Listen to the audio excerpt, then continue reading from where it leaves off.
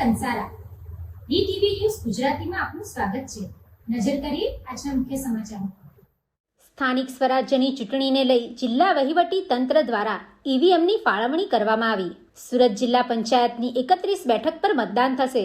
સુરત જિલ્લાના 10 તાલુકા પંચાયત અને 4 નગરપાલિકામાં આવતીકાલે મતદાન થશે। જિલ્લા ચૂંટણી અધિકારી દ્વારા જિલ્લામાં ઈવીએમની ફાળવણી કરવામાં આવી હતી। સુરત જિલ્લા અંતર્ગત 10 તાલુકા પંચાયત મળી 204 બેઠક તેમજ બારડોલી, કડોદરા, તરસાડી અને માંડવી નગરપાલિકાની કુલ 116 બેઠક માટે મતદાન થશે। જિલ્લાની 4 નગરપાલિકાના 95 બૂથ જિલ્લા પંચાયત તેમજ તાલુકા પંચાયત માટે 1153 બૂથ માટે ચૂંટણી પ્રક્રિયા માટે કર્મચારીઓ કામે લાગ્યા છે।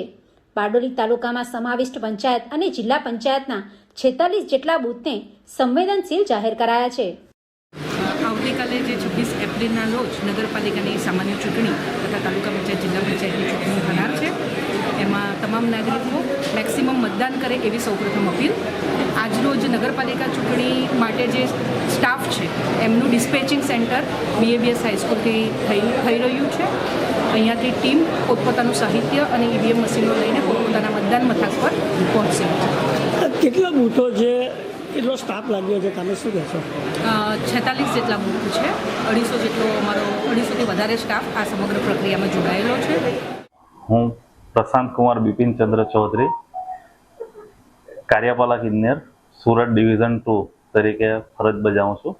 અત્યારે મારી ડ્યુટી હમણાં આરઓ જિલ્લા પંચાયત બારડોલી તરીકે છે। બારડોલી તાલુકા અંતર્ગત જિલ્લા પંચાયતની કેટલી બેઠક, તાલુકા પંચાયતની કેટલી બેઠક પર કેટલા સંવેદનશીલ બૂથ, કેટલા બૂથો પર? જો અમારે ત્યાં કુલ મતદાન બૂથ 141 છે।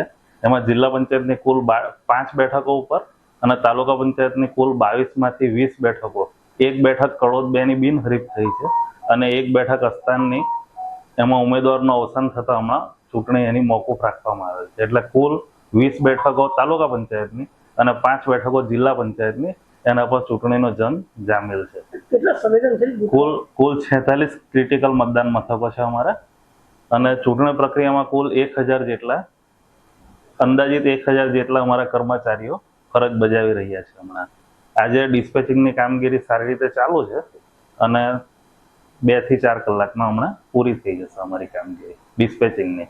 સાંજ સુધીમાં બધા રિસાઇડિંગો પોતપોતાના બૂથ ઉપર પહોંચી જશે। Bureau report DTV news Bardoli.